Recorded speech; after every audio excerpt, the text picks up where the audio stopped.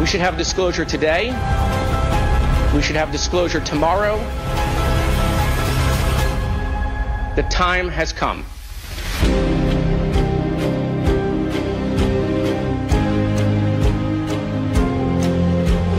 Age of Disclosure estreou no dia 21 de novembro, dirigido pelo Dan Farah, e está nessa linha do tempo de revelação controlada do governo dos Estados Unidos, que começou lá em 2017 com a reportagem do New York Times.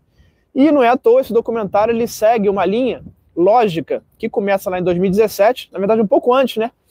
Com os casos do Tic-Tac na Marinha Americana. Então o documentário mostra ali os militares da Marinha que perseguiram esses OVNIs Tic-Tac, e depois evolui para os diretores de inteligência, diretor da CIA e vários políticos lá, né?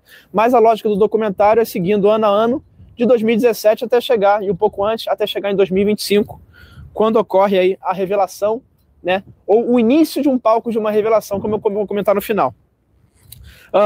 O documentário ele inicia deixando claro uma premissa de que inteligências não humanas existem e estão aqui, instaladas aqui na Terra, e nós não sabemos as intenções e o que são essas inteligências.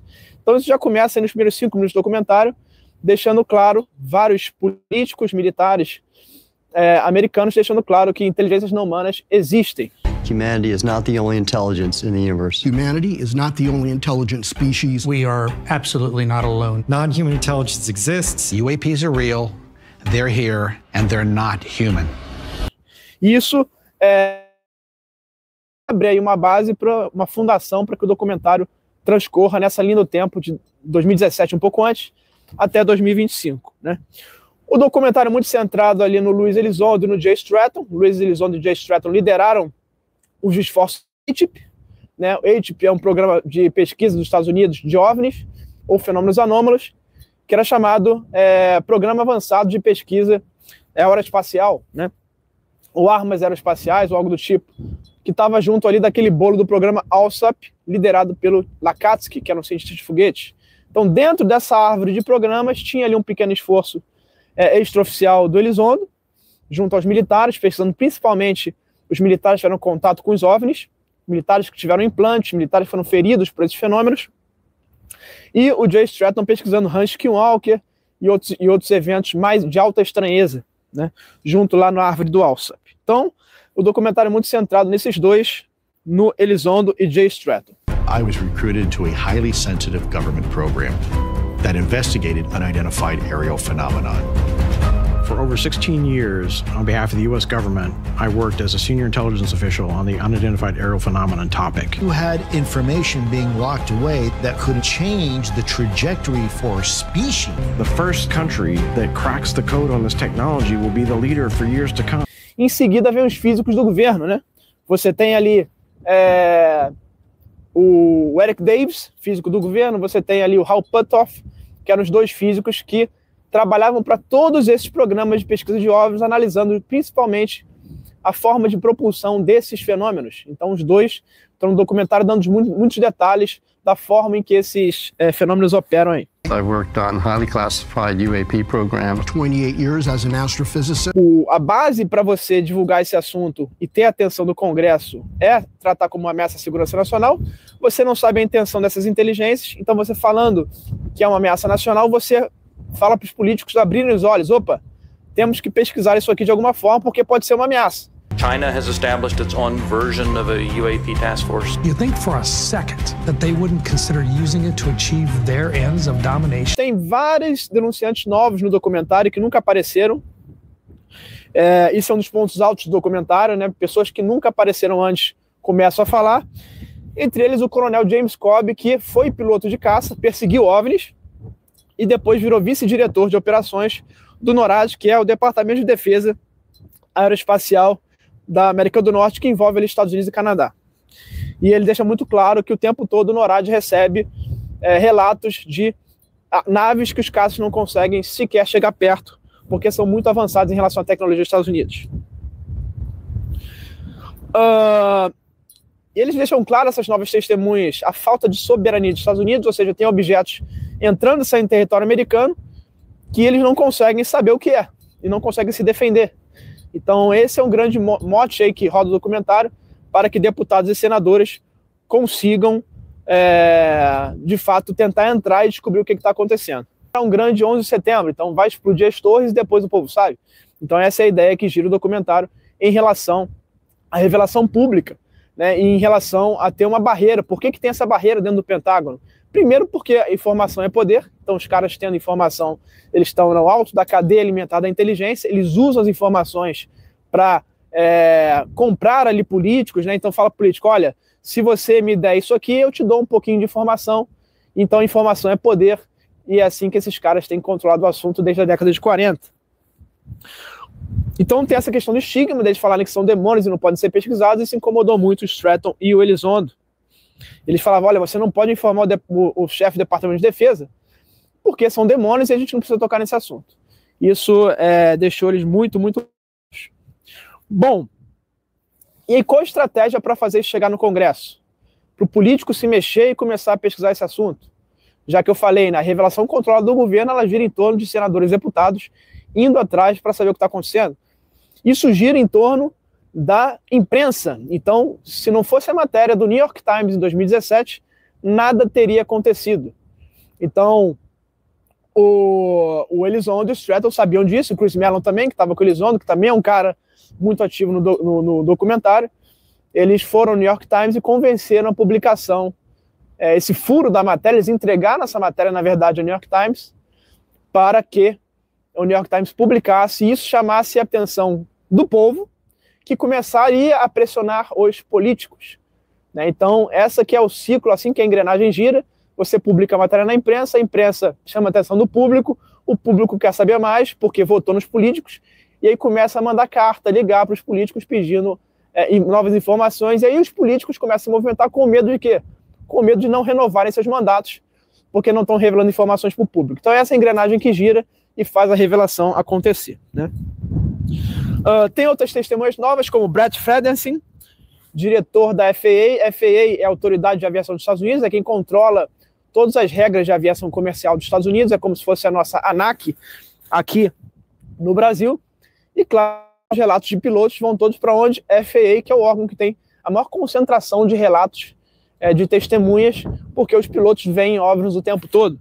Então, o Brett Friedensen fala muito sobre isso, que esses OVNIs ameaçam o tempo todo a segurança em voo. Nós já vimos, esse ano, no ano passado, relatos de colisão de OVNIs com aeronaves. Então, mais uma justificativa para os deputados e senadores agirem. Tem algo ameaçando a aviação comercial. Imagina um avião comercial cair porque teve um problema relacionado a um OVNI que colidiu com essa aeronave. E aí o próximo ponto é que o documentário o tempo todo mostra fotos desses denunciantes com os presidentes. E não só apenas presidentes democratas ou republicanos. Você tem lá o Bush, você tem o Obama, você tem o Dick Cheney, você tem, que foi vice-presidente, né? Você tem ali o Biden, você tem o Trump. Então, presidentes dos dois partidos, republicano e democrata. E, além disso, deputados de dois partidos e senadores de dois partidos, republicano e democrata, o que dá muita credibilidade, porque poderia, por exemplo, ser um plano da direita ou da esquerda, ou do republicanos ou democratas americanos, né? Um plano com algum objetivo. Mas não, os dois partidos, numa coisa histórica, e uma coisa que dá muita credibilidade nesse movimento de revelação, é que os políticos dos dois partidos estão unidos em relação a isso. O que não acontece em nenhum outro assunto no Congresso, tá?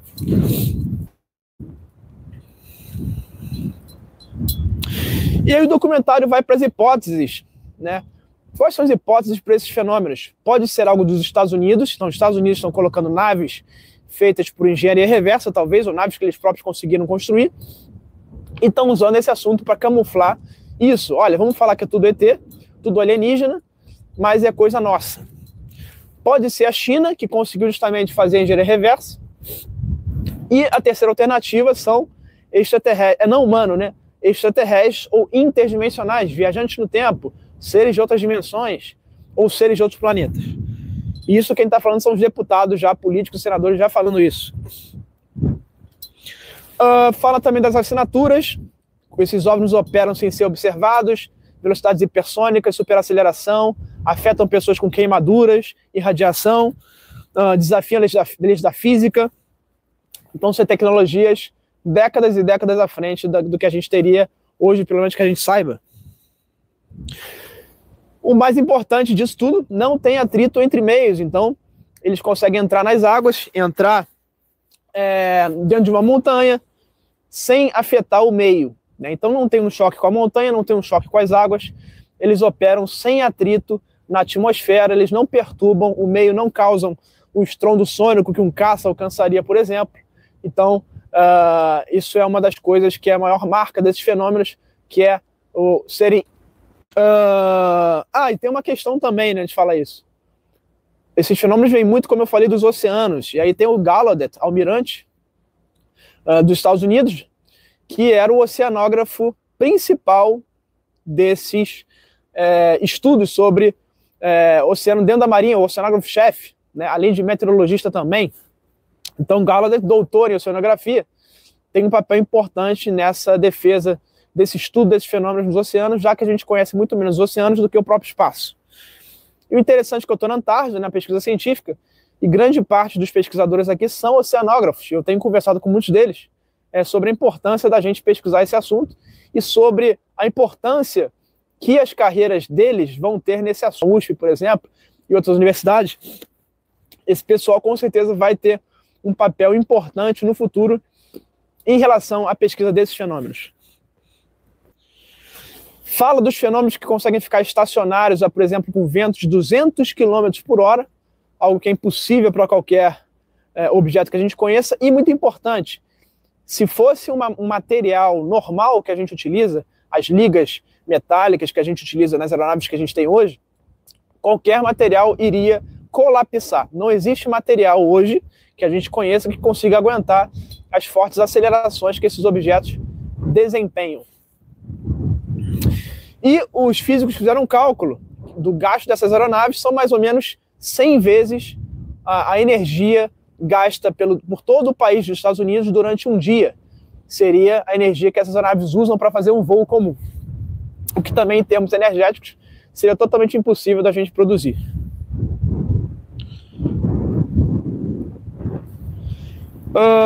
Um dos pontos altos do documentário, militares feridos por OVNIs. Existe uma testemunha nova no documentário, que era um oficial de inteligência da Força Tarefa. Esse oficial trabalhou 6 anos como oficial de inteligência da Força Aérea e depois ficou 10 anos na Marinha. Danos comuns causados por esses fenômenos. E ele fala que todos os oficiais que investigaram o assunto, tiveram contatos próximos, foram feridos. Ele cita também um dado que eu não sabia no documentário, que 25% dos militares que tiveram encontros com os OVNIs morrem depois de 7 dias. Então, um dado importante, um dado assustador, e que a gente não sabia até então, né? Ele revela também que teve contatos com naves e orbes, lembrando que orbes são aquelas esferas luminosas. E ele fala que depois do primeiro encontro, ele começou a ter vários encontros com esses fenômenos. É aquela questão, o fenômeno ele é parasita, então se você tem o contato uma vez, você vira uma antena e começa a receber contatos imediatos o tempo todo.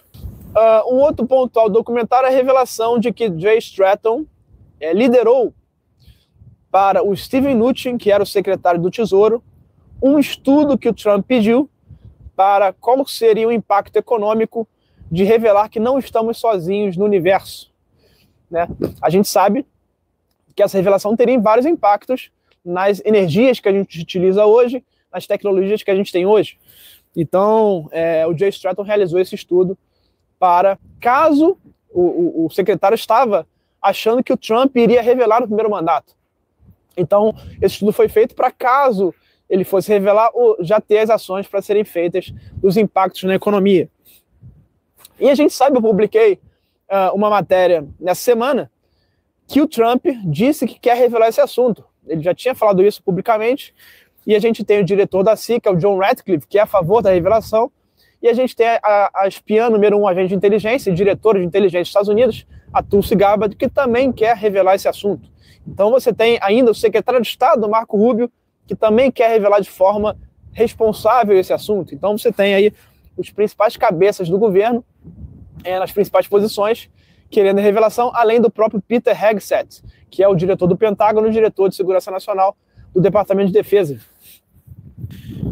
O documentário mostra as audiências, o que dá também uma credibilidade. Muitas pessoas não conhecem. Esse documentário, pessoal, foi feito para as massas, foi feito para pessoas que não acompanham o assunto, que nunca viram uma notícia sobre isso, ouviram e acharam que era uma bobagem.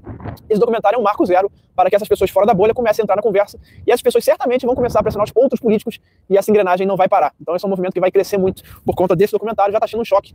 Todas as grandes mídias nos Estados Unidos já estão transmitindo matérias sobre esse documentário. Vou começar a postar no canal essa semana aí. Inclusive já postei uma nessa semana que foi, se não me engano, da ABC. Tem uma outra da CBS, depois Fox News e CNN também, News Nation.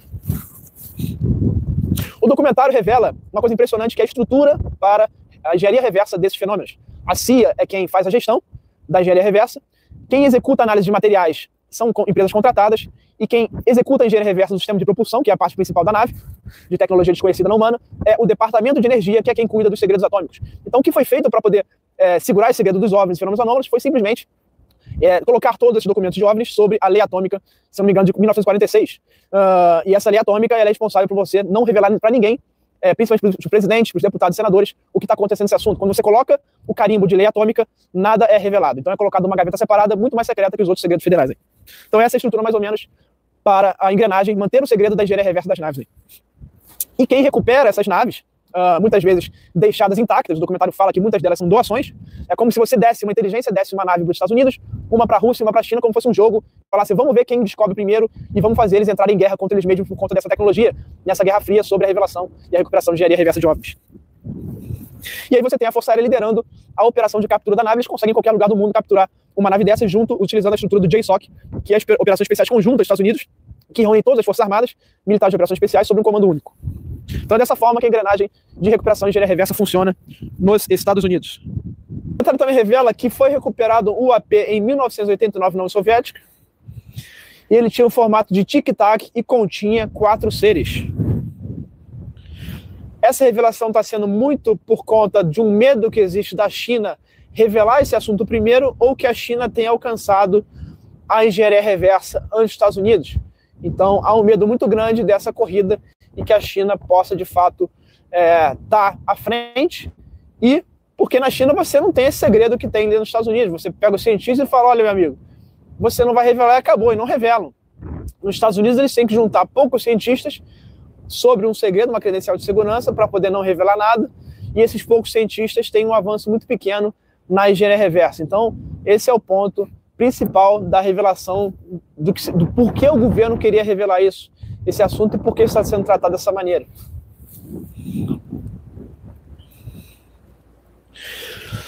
Um dos papéis principais de alta credibilidade é o secretário de Estado, Marco Rubio, que era senador, e hoje é o braço direito do Trump. Ele que foi o senador que liderou e começou a revelação OVNI dentro do Congresso, e hoje ele é o braço direito do presidente. E ele comenta o tempo todo que esse assunto tem que ser tratado com muita seriedade, isso tem que ser revelado de forma responsável. Há esse medo em relação à China. E ele comenta, as pessoas têm a ilusão de que é simplesmente pegar Roswell e o presidente pode revelar. Não é isso. Muitas vezes o presidente não sabe, porque não tem o direito de saber. É assim que a informação é tratada. Então, se você está sob a lei atômica, nem o presidente pode saber. Então, essa é a questão que ele fala, que as pessoas às vezes acham que o presidente sabe tudo, e na verdade não. O Pentágono ele bloqueia, e o Departamento de Energia também bloqueiam o presidente saber as coisas.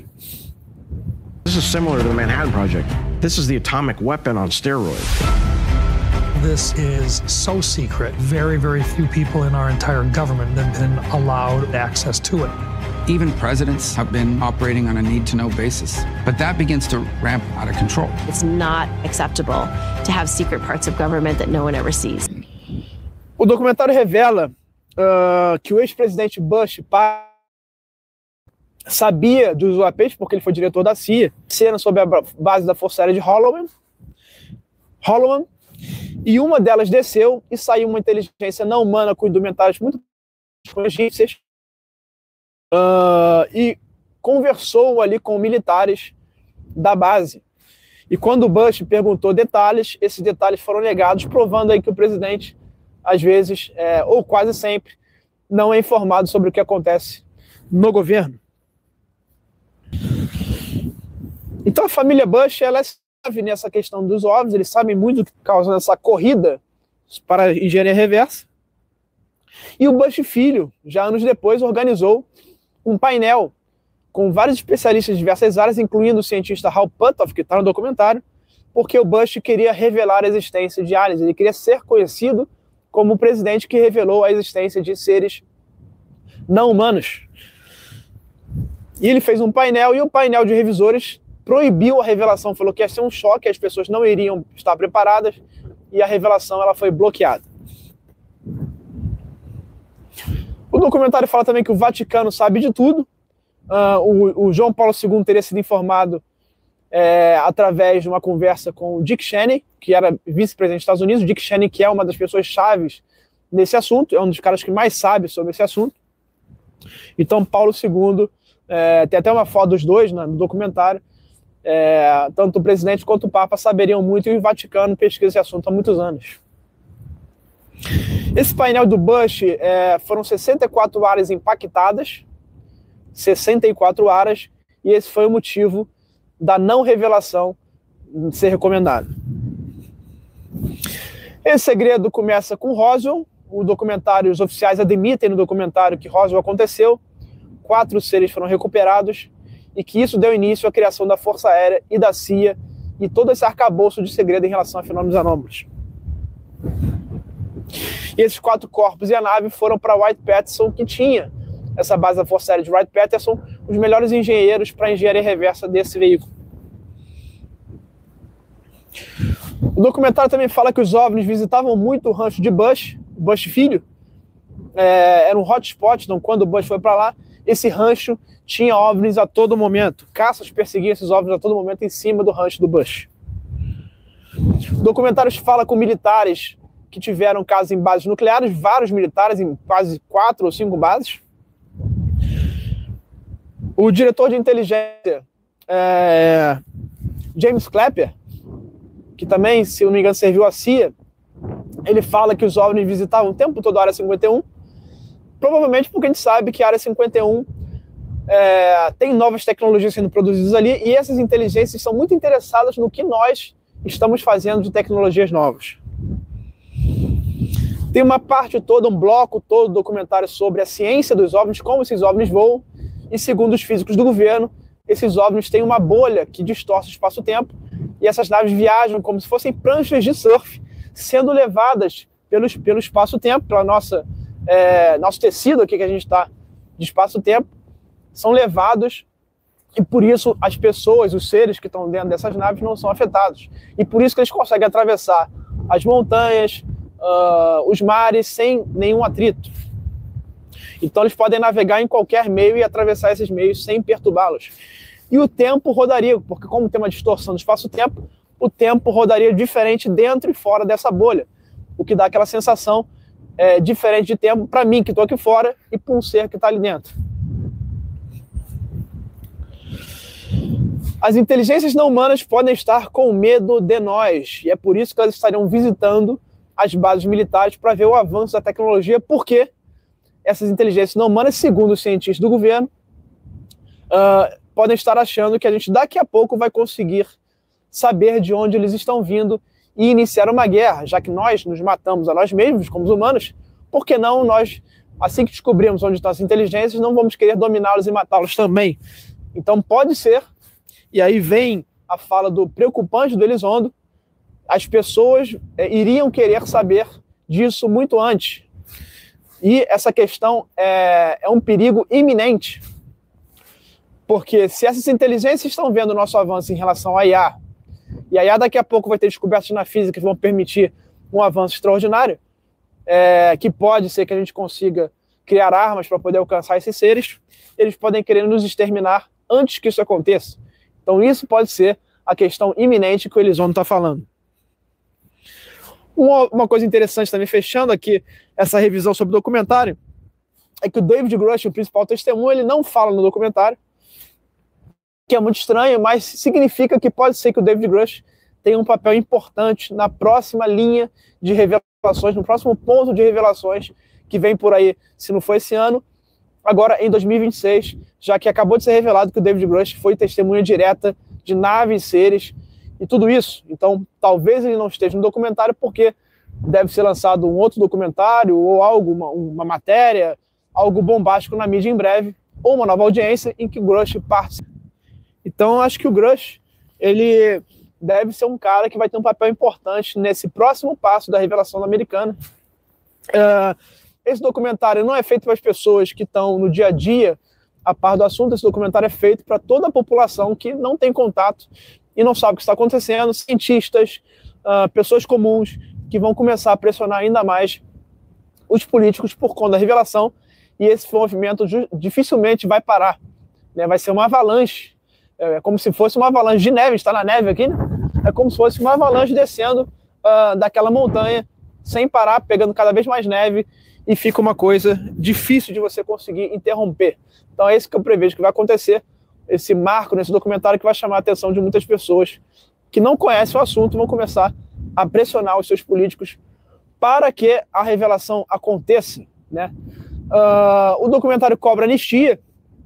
Então, para que esse assunto seja revelado, as pessoas precisam ser perdoadas. Então, as pessoas com poder sendo perdoadas, elas vão começar a falar. O documentário também fala que há um grupo de 20 e poucas pessoas, 26 ou 27, se não me engano, que são responsáveis por executar pessoas que estão falando sobre o assunto, e denunciantes já foram executados por essas pessoas, que são os protetores ou guardiões da revelação. Então tem esse grupo precisa ser anistiado para que o assunto avance, porque eles são os grandes bloqueadores disso, e é como se fosse começar do zero. Vamos começar a passar uma borracha, passando a borracha, essas pessoas vão começar a colaborar. Então esse é o ponto aí do documentário Age of Disclosure, que é o próximo passo, seria o passo final para a revelação de fato acontecer, seria anistia geral e restrita de todas as pessoas que cometeram crimes escondendo informações do governo. Bom, os próximos passos da revelação, claro, são novas audiências que estão vindo aí. A deputada Ana Luna é a líder do Congresso para a revelação de segredos federais, está ali nomeada pelo Trump. Ela está chegando nesse assunto já falou sobre Kennedy, já falou sobre Martin Luther King, já está chegando nesse assunto. E o que se espera é justamente novas legislações que contemplem anistia, contemplem um domínio iminente, que é você ter as empresas contratadas devolvendo para o governo essas naves, porque a Lockheed Martin e outras se tornaram poderes dentro do governo, muito mais poderosos do que o próprio governo. Então a ideia da legislação é você ter a tecnologia de volta, você anistiar essas pessoas, você